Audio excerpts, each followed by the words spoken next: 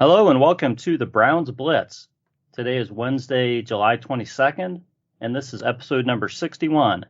I'm your host, Rod Bloom, and with me today is, first of all, I'm going to bring in Raechelle Sheppard back on the podcast. Raechelle, how are things going for you? It's been a few weeks. Yeah, it's been a little while. You know, got some things going on here, just like everybody else in the country right now, but we're doing okay. Well, it's good to talk to you again. Yes, sir. And we're gonna bring in our guest. We have Daniel Kelly. Daniel is the author of Whatever It Takes. And Daniel, how are things going?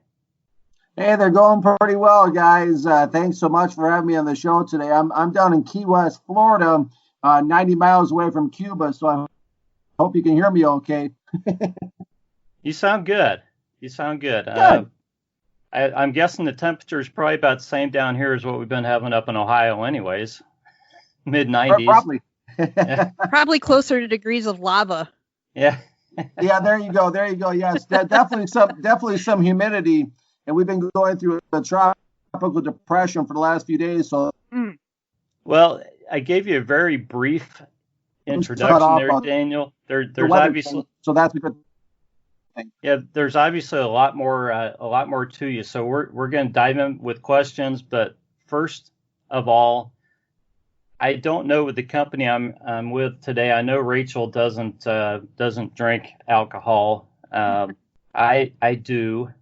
Daniel, I don't know if you do or not. If you're drinking anything, even water at this point, that you'd like to share with the audience. Yeah, absolutely. I do drink alcohol, absolutely. But right now I'm drinking a Red Bull, a summer edition watermelon flavor. And how's that working for you? It's working. It's keeping me awake. Nice. Raechelle, are you drinking water or anything, or tea? I'm drinking my tea, my decaf tea. Yep. That's right. I'm drinking a Platform New Cleveland.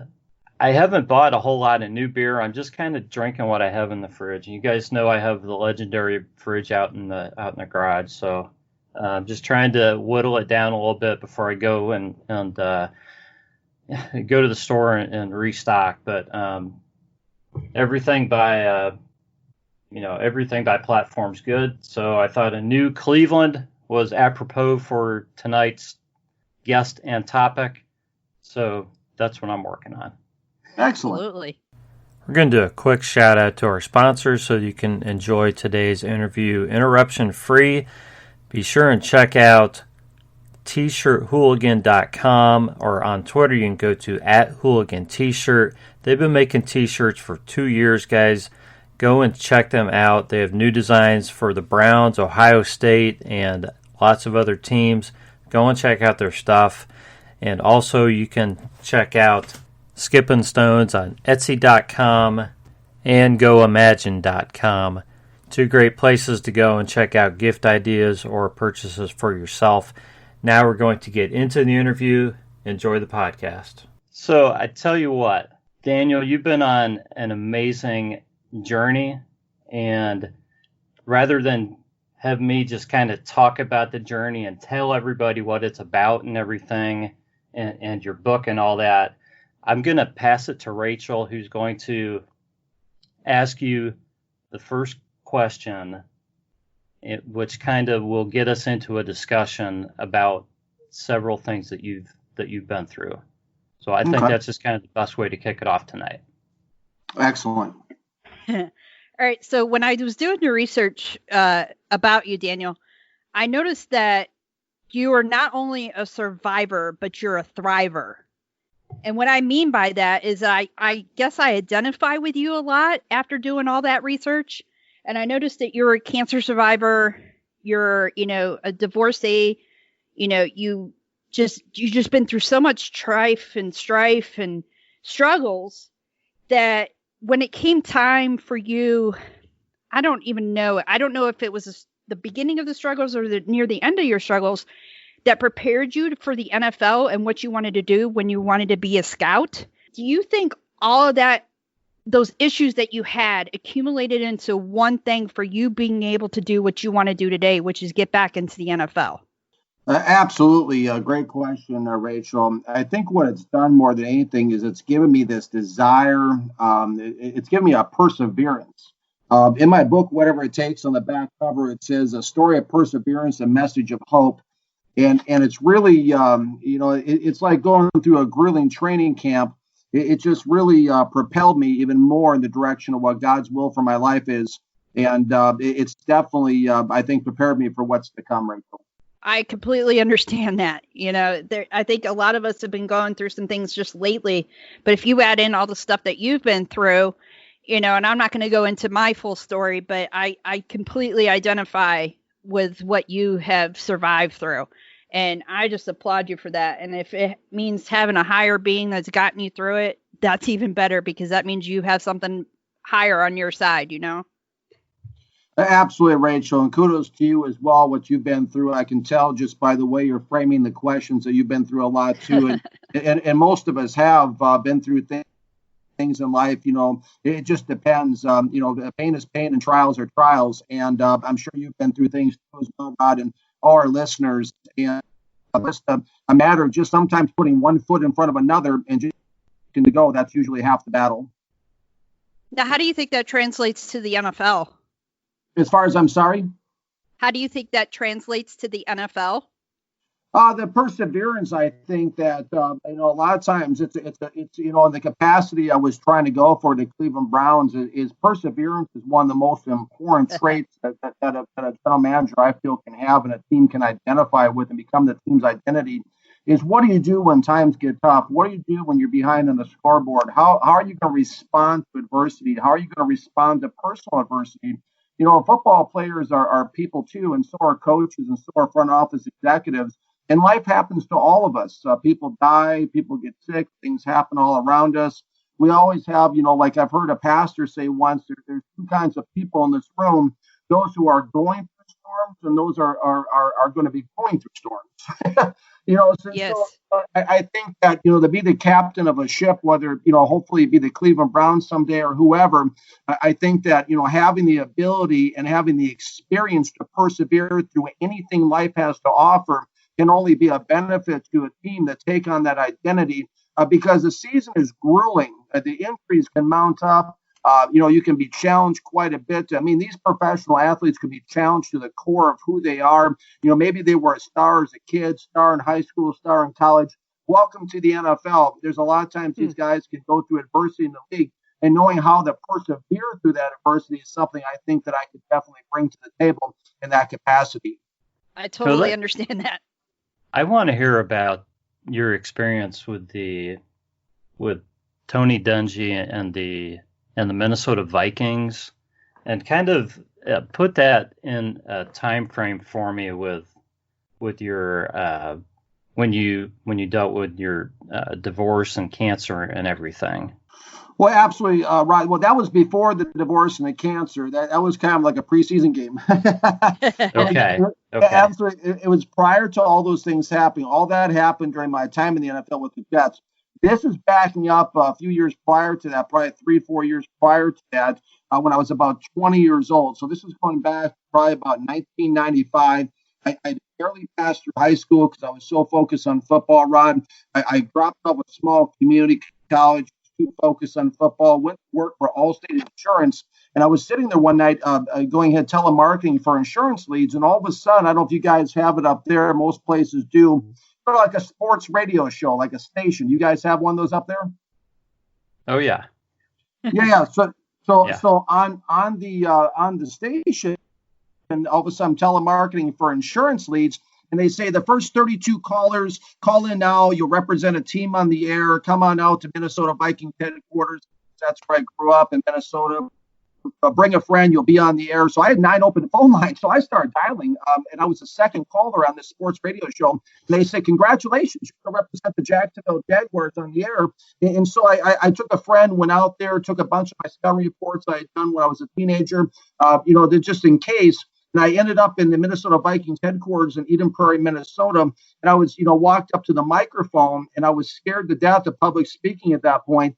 And that, like, just like the NFL commissioner says, and with the second pick in the 1995 draft, the Jacksonville Jaguars select, and I stepped into the microphone and said, Tony Boselli, offensive tackle, USC. And out of the corner of my eye, I could see Tony Dungy sitting over there in the corner when he was, the defensive coordinator of the Vikings. And I approached Coach Dungy and I said, hey, I introduced myself. I said, hey, would you be willing to take a look at some of my scouting reports? He said, after a few minutes of looking through the reports, he said, this stuff is pretty good. How would you feel about coming to my office next week and we could sit down and I could pull out my old reports from the Kansas City Chiefs. We could pull out some Blesto reports. We could compare notes. I was yeah, absolutely. I feel like I'll be sick for work that day. And he laughed. And, the next Wednesday I went in there and sat down with Coach Dungy, and that turned into be a weekly meeting with him, an unpaid internship for the next 6 months. And then he left for the head coaching job at the Tampa Bay Buccaneers. I went back into the real world selling Kirby vacuum cleaners, door to door. So you go from working with Tony Dungy to being out of football. Being out of football. Yeah, it was. Being an amazing experience just talking with him. He was really cool to work with. It's the things he taught me. Very level-headed, very all business. Really took a liking to me, and I'm very thankful for my days. Talked a little about faith in God to me. I'm very thankful for the time I had a chance to spend with Coach Dungy. It was definitely a memory of a lifetime. Yeah. So you did other things for a while, and then tell us about Wayne Corbett and when you had this idea to market yourself to all the teams. This was kind of the precursor to the Jets job, and it's kind of amazing just the numbers and what you put together and what you did in order to get that position. Yeah, absolutely, Rod. Great question. I'm sitting, I went through all these personal struggles. I sold Kirby vacuum cleaners for a while. It ended up going through a real personal crisis of a sorts. I went through a really bad breakup. I got evicted from my apartment. Got my vehicle repossessed. Went through all my savings. Was going to a different bar every night, drinking everything I could find, get my hands on, trying to find the answer at the bottom of every bottle, so to speak. And, I ended up starting to date somebody else, and I ended up finding myself at Bank America Mortgage as a loan officer at 23, 24 years old. And I'm sitting in a real estate law, and nothing against real estate, but it bored me to tears. And I started having these thoughts, Rod and Raechelle and our listeners, that, what am I doing here? I mean, my dream is to be an NFL scout. I've got to go for it. I've got to give it at least one last chance. It's better to go for it and not get it than to wonder always what could have been, right? Yeah. I'm sitting there and all these ideas come to my mind. I got a little satellite dish. I can stop at Target, buy some pens and paper. So I did that. Went home, called DirecTV, subscribed to their college football package. And I just started, recording games, college football games, and looking at every single senior football player I could get my hands on. So I moonlighted as a scout every night, evaluating players. I worked at the bank as a loan officer all day, and I did this for 7 months. Well, to your point, Rod, one night there's about 2:00 in the morning. I'm in this old rundown duplex in Northeast Minneapolis. There's mouse droppings on the floor. I mean, it was really bad, part of town, bad place. And I'm sitting there, and all of a sudden there's this, I get these pizza rolls about 2 a.m. And all of a sudden there's this special, to your point, Rod, about Wayne Corbett. On ESPN. I mean, timing is everything in life, right? I mean, if I don't see this special, this doesn't give me the idea. And on this special, it talks about how Wayne Corbett's dad, Wayne Corbett was an undrafted free agent receiver at Hofstra University in New York on Long Island, and his dad sent all the highlight tapes of his son to every team in the NFL. And, basically to try to get his son an opportunity. Well, of course, Corbett goes on to play for the Jets. I'm watching this, and it was really a light bulb moment, Rod and Raechelle, kind of like the little epiphany, on the cartoons where the little, thing goes above the head. Yeah.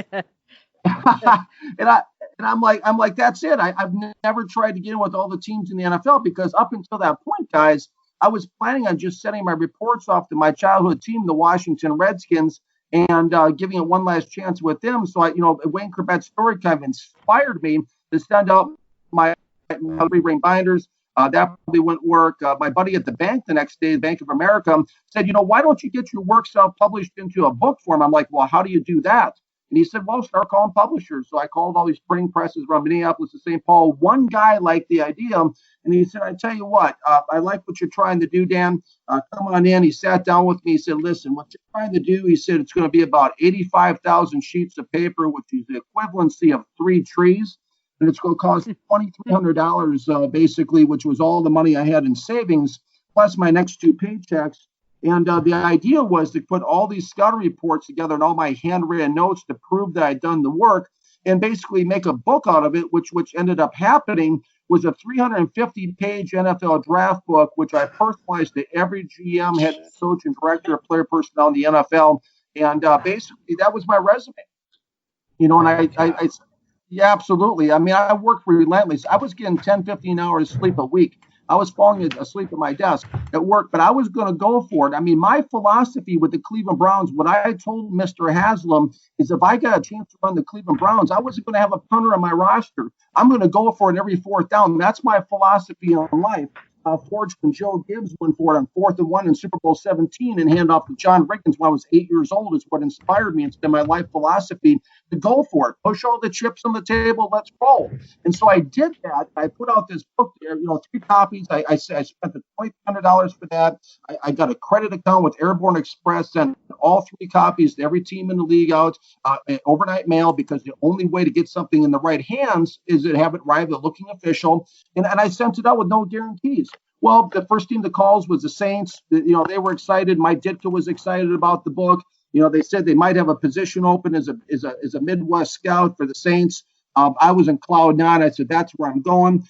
That fell through a couple weeks later when their senior evaluators disagreed with some of my evaluations. I was heartbroken. And my same friend, Michael Williams at the bank I told you guys about, the guy that suggested I get that book printed in the book form, said, hey, somebody with as much passion is going to call you as Mike Ditka. I'm like, all right. And I'm thinking, I'm at the bank. I mean, I'm working in a cubicle. I mean, who can relate to that, right? And I'm sitting in a call center at a bank. And sure enough, the next day, my pager goes off and says, please call Scott Pioli at the New York Jets. I call him. They liked the book. They said, Bill Parcells has got a position open in the pro personnel, pro scouting department. Would I be interested? I was like, heck yeah, I'd be interested. So, long story short, they had me out there for an interview, 2-day marathon interview, which I interviewed. I saw Parcells. Belichick was on staff then.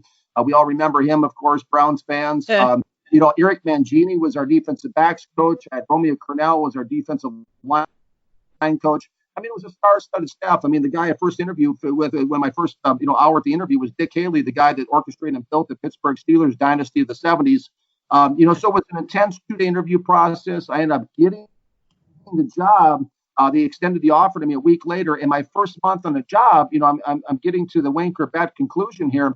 My first month in the job, I was diagnosed with the testicular cancer. And, it was shocking. It was my life flashed in front of my eyes. I thought I was literally going to die because I'd always, associate cancer with death. And, so there I am. And, I went through 2 major surgeries. It just so happened, I always wonder why the Jets, why not the Saints, why not the Seahawks, why not the Browns?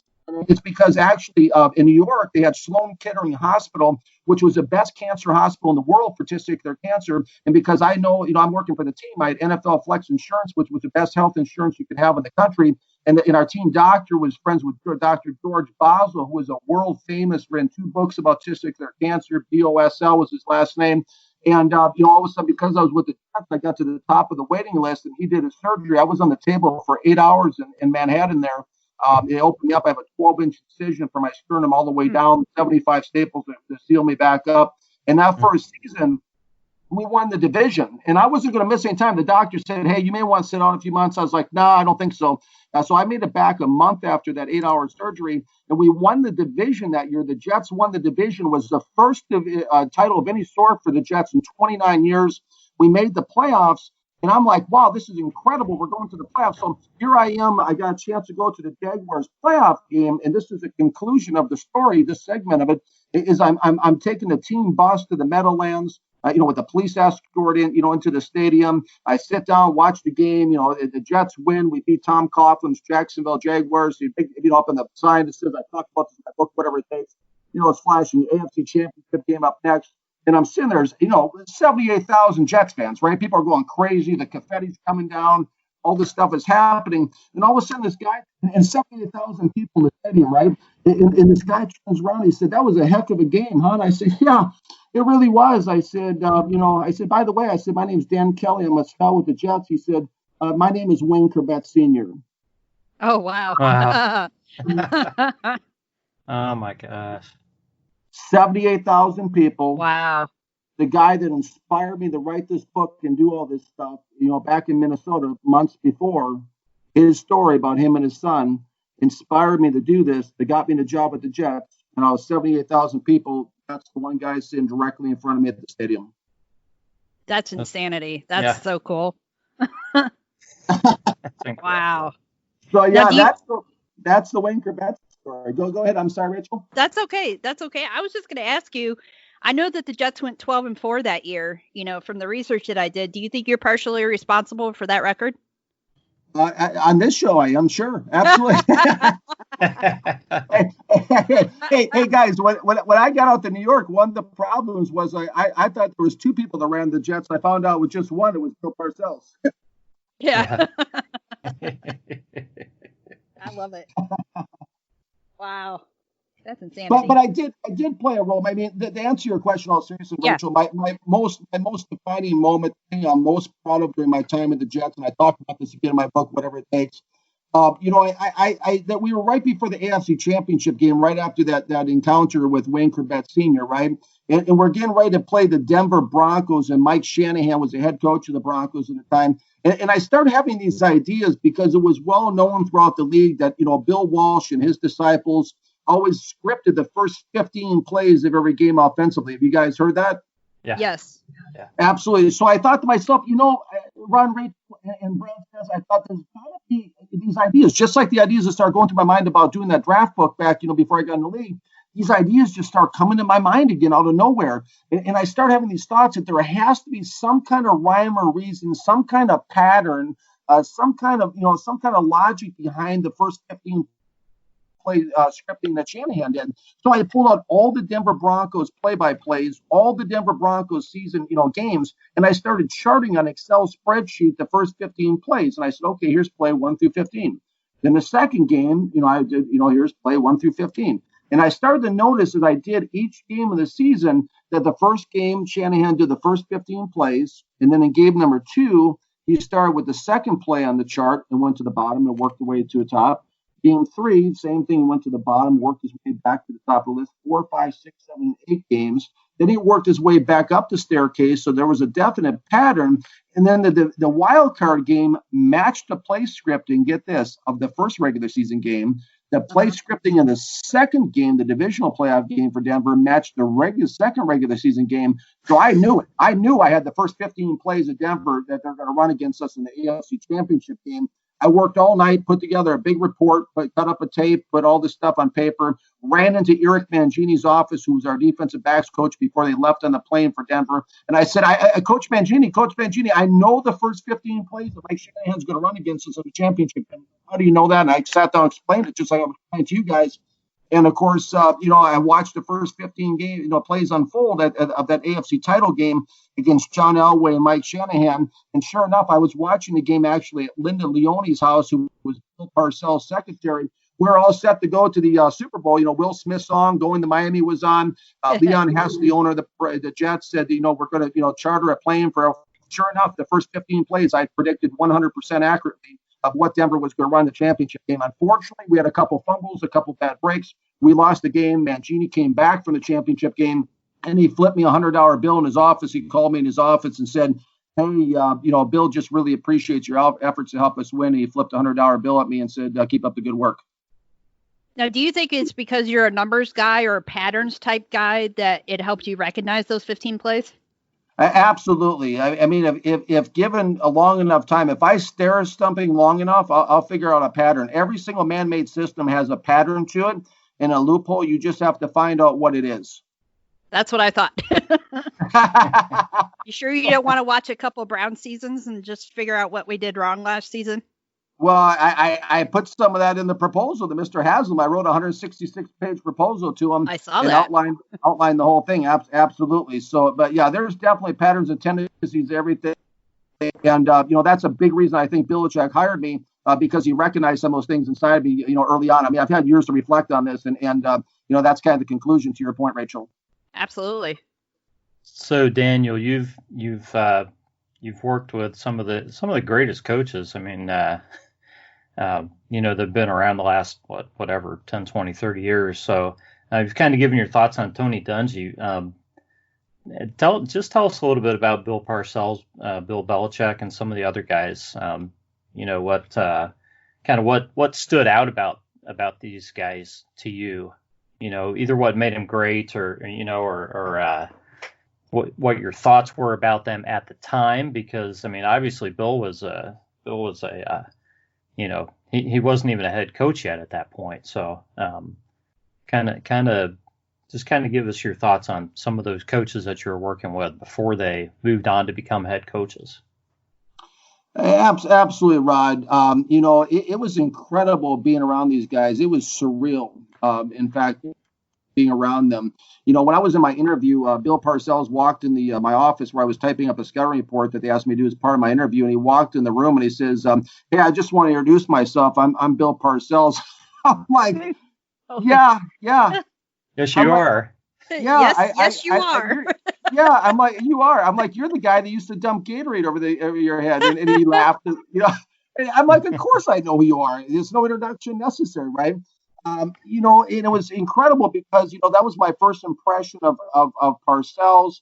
A matter of fact, my interview with the Jets came down to me sitting across from Bill Belichick, and I had to convince him to hire me.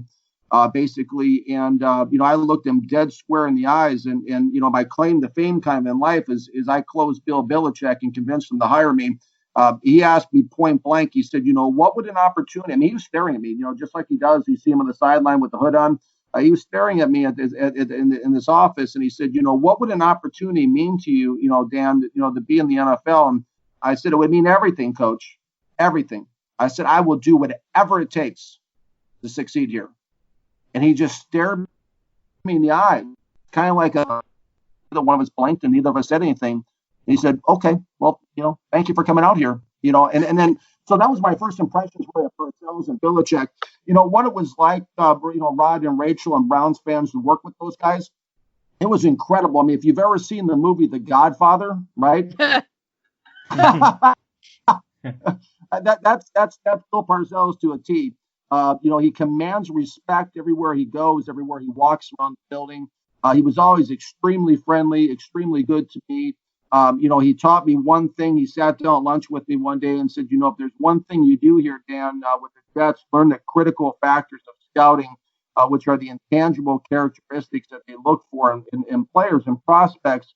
So Bill Parcells was always very good to me. Coach Belichick, my first month on the job, he let me use his minivan to go look for a place to live around Long Island.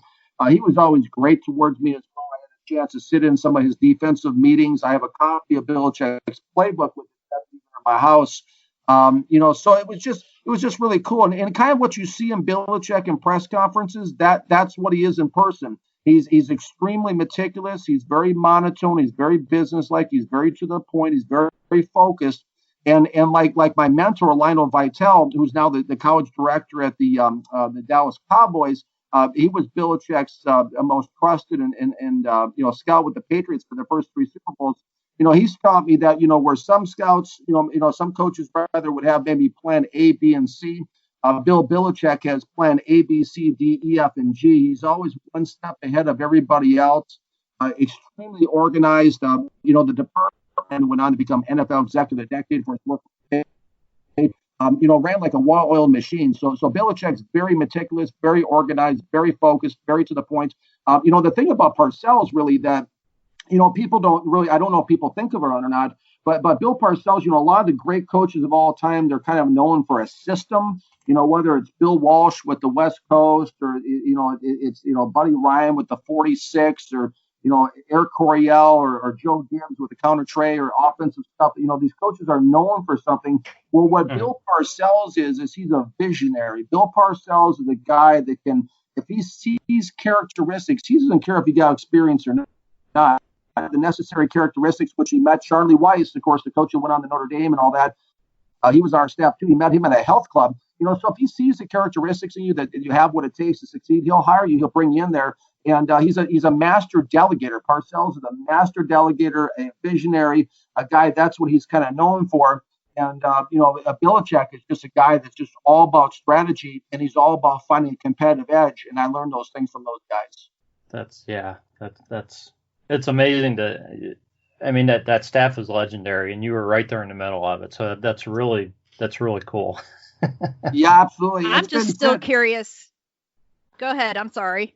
No, I'm sorry, Rachel. It's been said to be the greatest staff in NFL history. I was just curious because I think, I was thinking about Belichick, and I personally, I have issues with him, but that's just me. I mean, what are you going to do? I mean, so is he such a hard ass as he seems to be? I mean, you're describing this man that just seems like a figment of my imagination at this point. And it's like, okay, what is he really? I mean, is he really like that? Is he not such a hard ass? Yeah, he gives off an impression maybe. But yeah, he's a great guy inside the building. He was always super good to me. I mean, both Big Bill and Little Bill, as they know around the building, Parcells and Belichick. Yeah. Both were great towards me. Case in point, when kind of flash forwarding ahead, I had I went through my testicular cancer, and I had a little girl. You'll be able to have children probably. Had a little girl named Bailey Hope, named after Champ Bailey in 1999, October 16th. And, and so she had 15 months old. She's diagnosed with cancer. Long story short, she goes one, and I got back. We had 2 funeral services for my daughter. She was 2 years old when she passed. And, the first service was in New York. By this time, Belichick and Pioli and Charlie, Weiss and Eric Mangini and Cornell and all those guys, Coach Cornell, they were all up in New England. And when I got back from my daughter's funeral service, we had her body flown back to Minnesota where I'm waiting her. And I opened it, and it was a condolence card.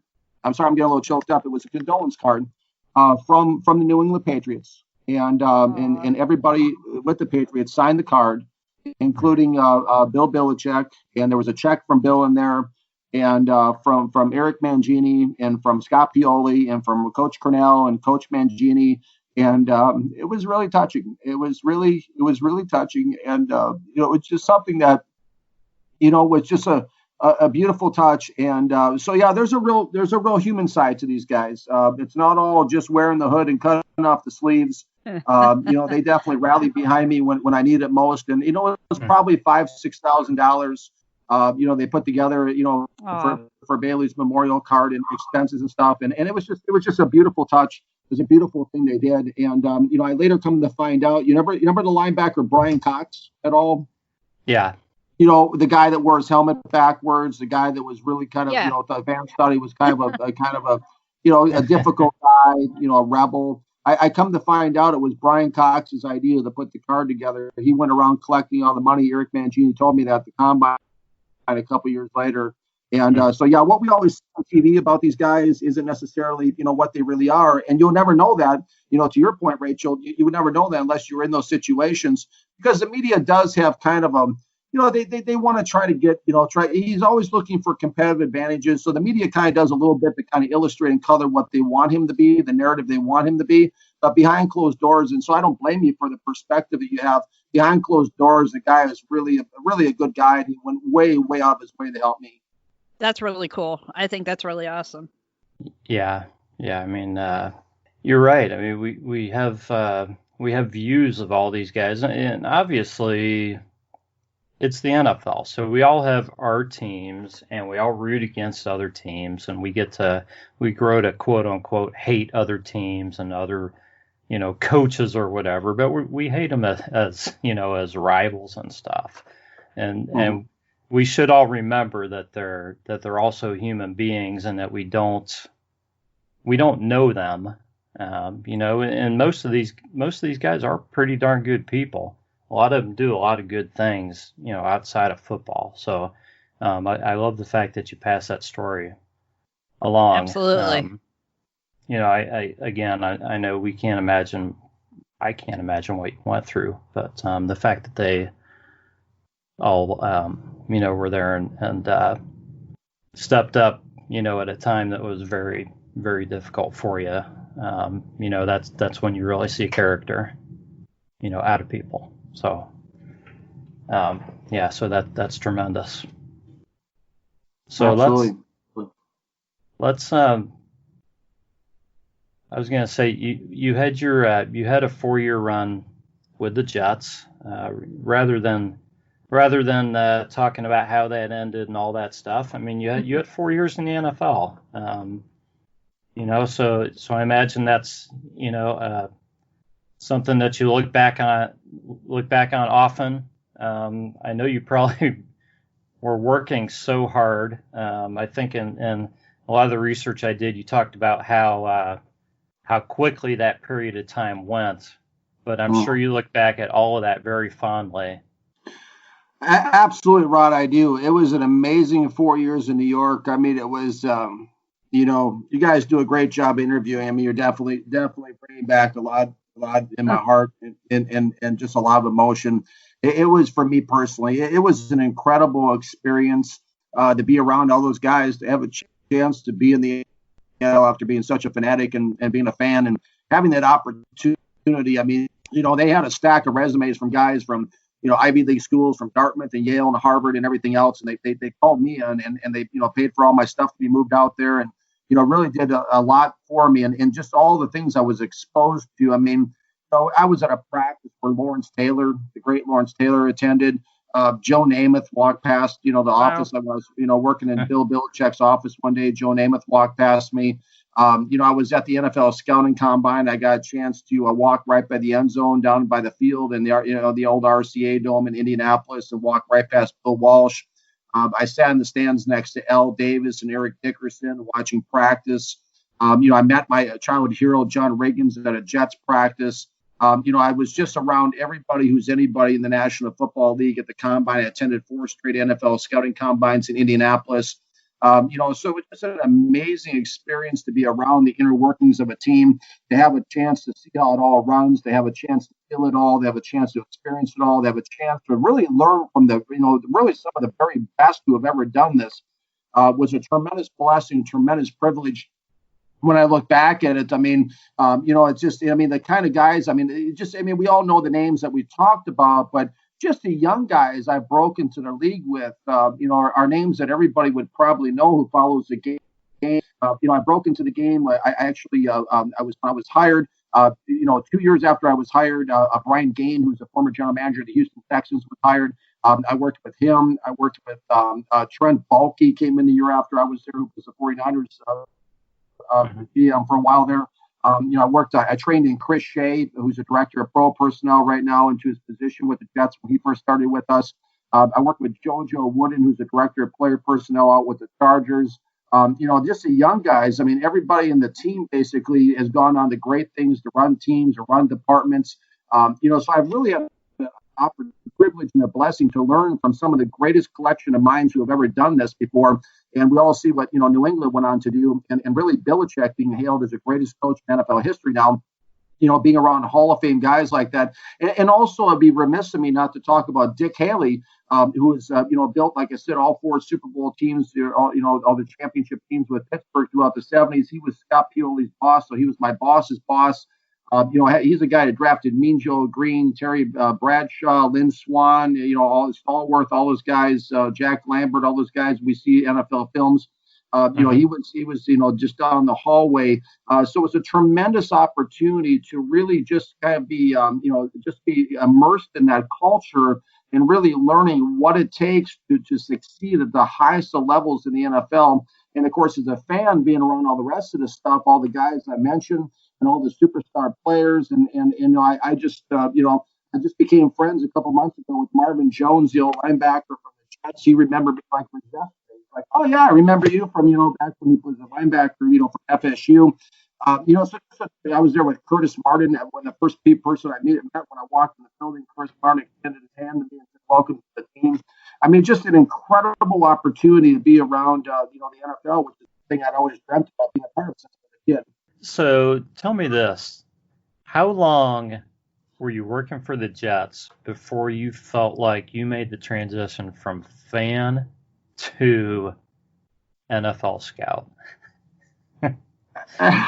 In your own mind, that is. I mean, obviously, your first day on the job, you're working in the NFL, but I mean, you were a fan. So how long was it before you actually felt like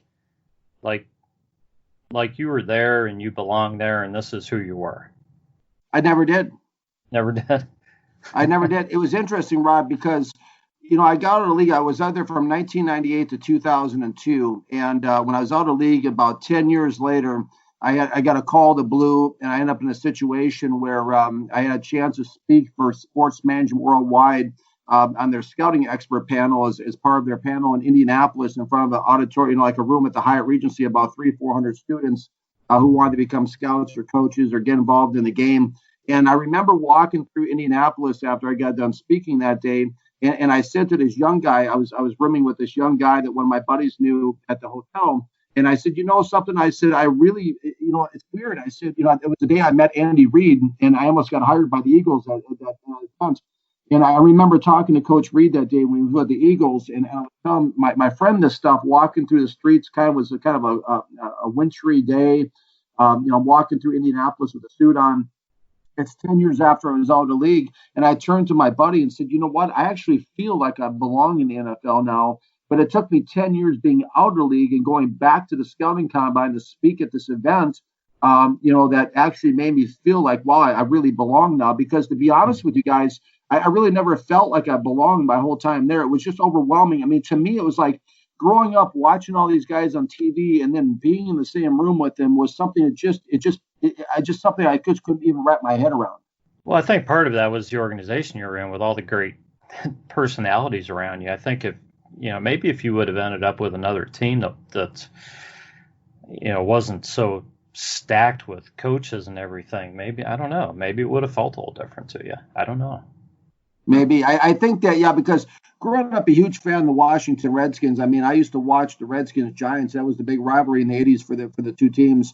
And to go from that to see, like being around Parcells was just, Lawrence Taylor and these guys. I mean, Mark Gastineau was around, Jumbo Elliott, all these great players. It's just like, everywhere I looked, there was greatness. Yeah, maybe so. Maybe to your point, maybe if I, if I was on another staff or something, maybe I wouldn't have been as starstruck. Being a young guy in my mid-20s, it was just like, wow, I never quite overcame that. Yeah, I can imagine. So this is a ways down the road, but you this whole experience with the Browns, and you wrote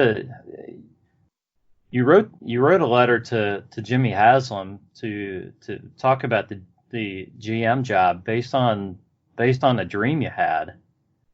And you and this all ends up happening, and I mean you put a lot of energy and time into this. So it kind of explain this situation for us, and then I know Rachel's got a question that she'll kind of squeeze in here at the appropriate time for you as you're talking about the Brown situation. I know our listeners want to hear about this and how things went. Definitely. And your discussion, your communication with Jimmy Haslam. Absolutely. It was amazing because, something that I haven't released, I'm working on my next book actually called The Dream, which is it's going to be all about this exactly what we're talking about here, which is the true story of two fans, my wife Samantha and I, in our journey to become the co-general managers of the Cleveland Browns. So it was myself and my wife Samantha, and which would have made her the first female GM in NFL history as well. And so anyway, so it starts out, and I'd gone through it just seems to be like a roller coaster of events. We talk about the Jets. I lost my daughter, lost my first marriage. Everything fell to pieces. It was during that time I came into a personal relationship with Jesus Christ during that time when I was in New York. I had an amazing Holy Spirit experience. filled with the Spirit. Moved back to Minnesota, where I met my second wife, Christina, and she kept encouraging me that, you need to write a book about your experience. So it took me 10 years to write my Whatever It Takes book. And then my youngest son, Isaiah James, one morning he wakes up, he has a grand mal seizure, had to be rushed to the hospital. And turned out that, the doctor walked in the room and said, this is probably about 2012. He said, your son, he was about 2 years old. He said, your son has not one, but three rare conditions. The first one is, there's no connection between the two sides of his brain and in the back of his head. Third thing is we found a brain tumor. And after I, just gone through cancer with my first daughter, all of a sudden now I'm confronted with my youngest son having, two different moms, two different kids. Having a tumor, and so went through 350 seizures with him, two major brain surgeries, and then he got basically got cured. There was a tremendous journey, and then all of a sudden, 2013, I came home one day to a Dear John letter, and my wife at the time, my second wife, all four kids and left. So that was I got sacked, so to speak, and so I went into a personal tailspin. Really, after that happened, and came closer to giving up than I've ever come in my life. Came closer to giving up hope than I ever come in my life. And I met, I went through another divorce, and I had preached at a number of churches in Phoenix, Arizona. And one of the churches I preached at, I met my current wife, Samantha. And so I went through the divorce, everything. We started dating, and we would sit in restaurants, and she would tell me, three things you're really passionate about: me, God, and football. And I said, yeah, I don't know, about the football thing. Been there, done that. I don't know. She goes, no, you got to pursue it. So she kept, gently, subtly pursue, me to pursue this. And so, 2015, 16, and then so we're here at Rod and Raechelle. And one night, to your point, Rod, I have this amazing dream, and in this dream, I'm the general manager of the Cleveland Browns. And the dream is as real as watching television. It's different than most dreams. It's the only way I can explain it. And I was in this dream. I was the GM of the Browns, and I wake up and the Holy Spirit of God says to me, write a card to the owner of the Cleveland Browns and tell him you can put together a Hall of Fame staff within 3 weeks of given the opportunity, and tell him that, send him a copy of your book, whatever it takes. I mean, it was the voice of God is the only way to describe it, is the Holy Spirit of God. And I turned to my wife, Samantha, and said, you won't believe what I just, my dream I started telling about. So we got to send out the card, write it up, send out the book. So we did. We FedExed it out. And let me tell you guys something. I mean, getting a letter or a card to these guys is like climbing Mount Everest. Yes, we know. Yeah, you guys know, absolutely. It's an act of God. I mean, this is stuff that is for good enough or strong enough or anything else to orchestrate this stuff. I mean, this guy's a billionaire. It's almost impossible. These guys are so well insulated. So, I send out this card, and I said, you know what, we were both working in a sales organization in Phoenix, Arizona. I said, you know what, let's just send it off. We went to FedEx, sent it off. It didn't think anything more of it. Well, we went to our first anniversary trip to Key West, came back to Arizona at the time, and my wife's going through the mail in the kitchen, and she goes, oh my gosh, and I said, what is it? I'm thinking, what came in the mail now? And she holds up this letter, right? I'm thinking it's a bill, right? No, but she holds up this letter, and it's a Cleveland Browns envelope. And it's a small envelope, and I look at it, and we called our kids that we had downstairs, different kids that I'm a stepdad to, and I said, let's all gather around here because we're trying to encourage them to live by faith more, and your dreams are possible and all that good stuff. And so I open up this letter, and sure enough, Jimmy Haslam's personal stationery, and it says something to the effect, I sent the letter to you guys. But just paraphrasing, it says, thank you so much for I'm just going by memory. Thank you so much for your book, whatever it takes. Kind of talking to that. And he said in the letter, if you have the time, please send me your ideas. I would love to take a look at them and sign it by, it's handwritten, signed Jimmy. Yeah, I'm actually looking at the letter right now. And at the end, the last paragraph, it says, if you have the time, please feel free to write me another letter with your ideas. I look forward to taking a look at them. Sincerely, Jimmy. Hey, that's all I needed to hear. Yeah. It's like, I'd be like, I am on that because I've had plenty of letters I want to send to him. Absolutely. I'm just saying. But not because you wanted the GM job. No. Yeah, I can feel that, Rachel. I can feel that coming over the airwaves. That's funny. That's But- so but- awesome, though. That is really cool. Yeah, it was super cool. And so when I got that letter, I was like, and it was crazy because when my wife Samantha and I, we were living in Arizona, like I said at the time, and we started getting confirmation after confirmation, like things would have happened. They would just point to this Browns job.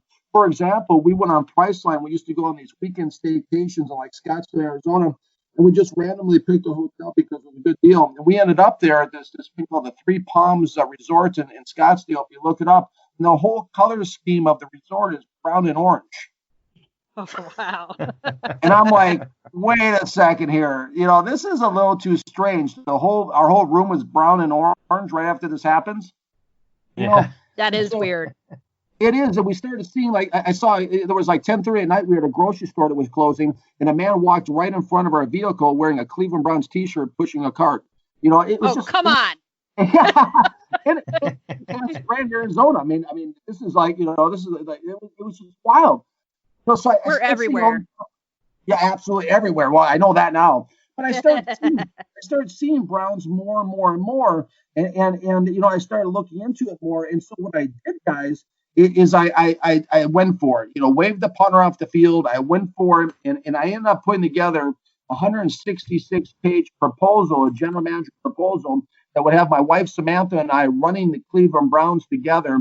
And I started my proposal by saying, dear Mr. Haslam, either, I said the Browns will win the Super Bowl this year if you bring us in. I said, now either I'm clinically and utterly insane, or I'm about to become the greatest architect of the greatest team in National Football League history. It's really up to you to decide as you read through these pages. So I put this whole proposal together. I had the opening press conference scripted out. I had the first, the first meeting with the team scripted out. I wrote it all out. I put together 166 pages of revolutionary ideas that nobody in the NFL history has ever seen or ever done. And I told them, I said, greatness is really about doing something different. That's what greatness is defined as, is finding the ability to do something different. Yeah, I understand that completely because, yeah, we're all about different here in Cleveland. We don't always do the same thing, the same way, or do anything that's particularly normal, quote unquote. Now, do you think because of that 166-page proposal that you sent was almost a too thorough of a job, and that was part of the reason why you probably didn't get it? That I don't know. I don't know. I don't know, Rachel, the answer to that. Only Mr. Haslam or Mrs. Haslam could answer that question. Yeah. I don't know how they interpreted the information once they received it. I don't know. I think it's interesting, though, because you would think at that point in time, that they would have taken any and all ideas in regards to how to run the team or who to run it with, especially with, what ended up happening. Yeah, absolutely. Well, they did take my idea about having the Browns on Hard Knocks. I had that idea in there, too. That's fantastic. That was great. Yeah, I was going to ask if you saw any of your ideas used. Yeah, absolutely. That's one of them I saw used. So it was just interesting, how it all played out. Yeah. So you have a desire to get back into football, obviously, whether it's as a GM, I think, or other roles, right? Absolutely. So tell me this. When I've seen other guys like, I'm trying to think who, Mike McCarthy, for example, he was out of football for a season or two, and there was word that he had a staff together and he was working very hard, studying and getting this plan together and all this. From what I saw, you right now are not. Well, none of us are watching football, but unfortunately. But thanks for reminding us, Rod. Yeah, I think you said that that you don't watch a lot because it's kind of painful. Because you feel like you should be working in this field, which I understand. And you say that I think from my interpretation is that you feel like your ability is kind of a God-given ability versus something that you've learned and need to study all the time. So my question is, do you feel like you could step in to a position at this point in the NFL versus guys who are out of football and are trying to keep up with things, if I'm making any sense? You are, Rod. Absolutely, I'm ready to step in. I mean, it is a God-given thing. Everything that's happened in my life verse is Proverbs 16:9, and it's hard of man plans his ways, but the Lord orders his steps. Everything I've done in the NFL or been around the NFL has come as an unexpected, almost like I had to get out of the way for it to happen type of thing. Whether you're talking about the Tony Dungy thing, where all of a sudden I just happened to hear this thing on the radio, whether you're talking about the Jets thing, whether you're talking about the Eagles. I mean, coming face to face with Andy Reid in 2012, I almost got hired by them. Whether you're talking about a team with the Cleveland Browns, I mean, even last year. Check this out, right? So last year, I mean, there was a high probability of a chance I could have ended up with the Washington Redskins this last year, as a scout or even a coach in special teams, because I'm sitting there last September, all the blue, and my phone goes off. I'm sitting there in my boxers, right? Not to give you guys a visual, but I'm watching reality TV with Samantha, my coach DM, right? I'm watching reality TV, which she loves, on television. And my phone goes off last September, and it said 703-726-7000. And I'm looking at this, I recognize the number kind of, and I'm like, geez, this is Virginia. And I get a lot of telemarketing calls and stuff like that. I answer it, and all of a sudden he says, "Daniel?" And I said, "Yes." And he goes, "Good morning." He goes, "Bruce Allen, president of the Washington Redskins. How are you doing today?" And I spring out of bed I put on speakerphone, and I'm looking at my wife, and she puts it on mute, the TV, and I'm looking at the phone, I'm looking at her, I'm thinking, is this a prank from one of my buddies? And he says, "Hey, listen, I just had to call you. How are you?" And I'm like, "Hey, I'm doing well, sir. How are you doing?" He says, "Hey, I just had to call you." He said, I came across your book, Whatever It Takes. I couldn't put it down. I read the whole thing cover to cover. And oh my gosh, it's just, first of all, how's your health? How are you doing? I'm so sorry about your daughter. And I just want to have you out here to talk about what you think we should do. I want to sit down with you and get your ideas. And I'm thinking about having you come out here and we can sit down. What do you think? And I'm like, holy smokes, this is actually happening. I mean, this has been my childhood dream since I was 8 years old to work even with the Redskins. And I'm like, my childhood team, I'm like, this is incredible. So he calls me, actually invites me out for the alumni weekend last October against the 49ers weekend. And they said, "Hey, listen, I know, Daniel, you're not an alumni with us, but I'm going to give you the alumni package. We give all our old players, come on out here. We'll get you set up for a suite in the game for the Redskins and Niners. I want to sit down with you. I want to talk with you. I want to get your ideas." So it was just incredible. So I put together all these, like an advanced scouting report on the Redskins, kind of going over their team. I put together an advanced scouting report, about a 50, 60, 70 page, report on the Minnesota Vikings, who they're going to play after the 49ers.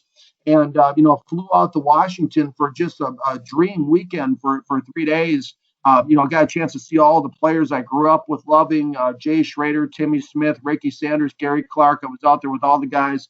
And I had a chance to sit down with Mr. Allen in his hotel suite for an hour and a half, and we talked football, we talked ball, and he says, 4 or 5 times he says, I love what you're doing, I love the perseverance, I love the passion.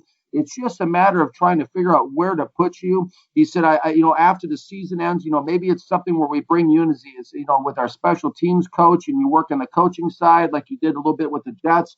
Maybe I bring you in scouting with Doug Williams and Kyle Smith to sit down and talk with them. And it was just a great exchange. I mean, it was a great time. It was a great interview. It was a great, meeting. And so I went back, after I went to the game. I had a chance even to walk out on the field with the 80s, the greats of the 80s at FedEx Field on the field before the game. And I ended up back in Arizona, and I did advanced scouting reports for all the Redskins' upcoming opponents for the next 8 games. And I'm thinking, we're going out to Washington. We think we're moving out to Virginia. This is it. This is happening.